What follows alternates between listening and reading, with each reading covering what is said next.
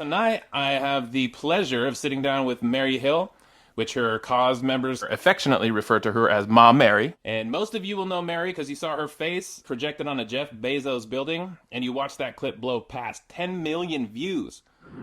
There's power in numbers, and there's more of us than there are of you. Ordinary people like myself that help make you billionaires, if we built it, we can tear it down.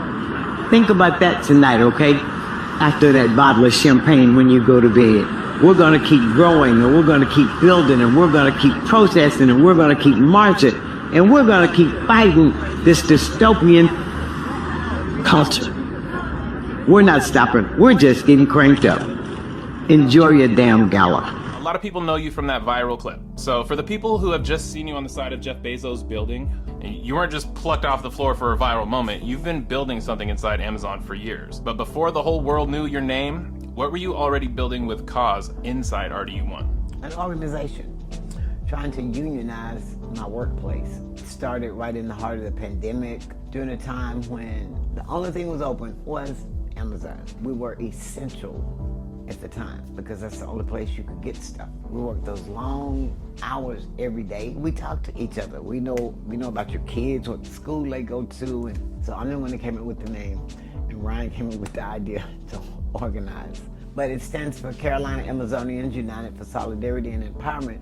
So we started with a petition, going our breaks or in the parking lot as people were leaving, asking them, what is it you'd like to see changed? Or what do you think make your workplace better? So we demanded a living wage in Wake County, more PTO, that's what we're demanding. And it's all about treating us with dignity and respect and paying us a living wage. When we work for Jeff Bezos, one of the richest men in the world. He can afford to, but he chooses not to. There's a difference. We're a small grassroots, but we're fighting for the injustices and the unfair treatment that all workers across the country face. Struggling to get them two ends to meet. If you only knew what a lot of us have to go through when you submit order, so you can get your package, you wouldn't think it's the best thing since pockets on a pair of pants, trust me. But I want everybody to realize that, and I'm 72 years young, and I remember Martin Luther King, Reverend Jesse Jackson, Abernathy. I remember the Civil Rights Movement, and I was looking back through some old pictures online where they were holding up signs that said, I'm human, I'm human. And I look at some of the signs that C.A.U.S.E has held up. I'm not a robot, I'm a human being. And to fight for dignity and respect. That's kind of the same fight. Here we are in 2026, still fighting for dignity and respect. I really love that quote that you said. If we built it, we can tear it down. When you say that line now, what does tear it down mean? Not just for you, but for workers organizing together through C.A.U.S.E. That this dystopian culture and you refusing to recognize that we deserve better, we deserve more, we're gonna get your attention one way or the other. If you could add one sentence to that viral video today that points people directly toward C.A.U.S.E, what would that one sentence be? If you think it's bad now in our warehouse, it's only gonna get worse if we don't organize and stick together. Now is the time. And if not us, then who? Because this is not just about us. It's about us, but it's also about our children. Because a lot of family members work there, and your grandchildren.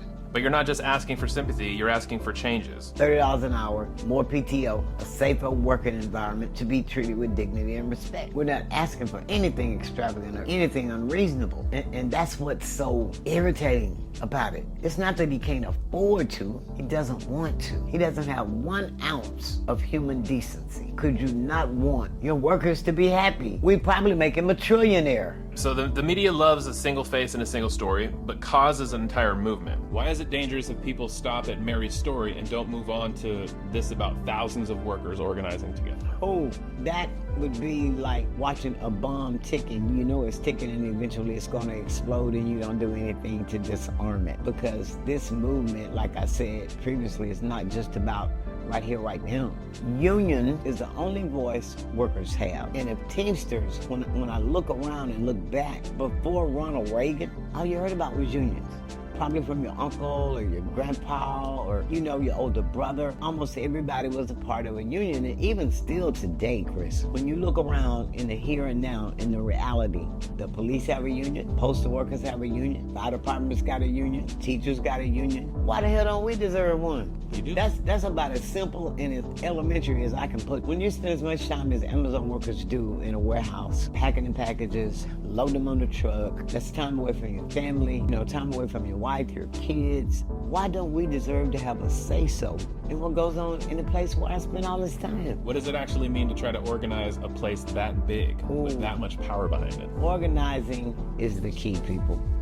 My dad told me when I was a little girl, I never will forget this. And it's funny, a lot of those sayings didn't make sense when he told me, but he used to tell me, just keep going to bed and getting up. Just keep going to bed and getting up. And I used to look at him, what is he talking about? That don't make no sense. He meant just keep living life, just keep living. Because life is a real good teacher. So if you just keep living, getting older, and you get that wisdom. So if nothing else, if we don't stand up, Rosa Parks, Martin Luther's, and Emma Gantry's, and Harriet Tubman, if you don't stand for something, you'll fall for any damn thing. So this is the right side of history.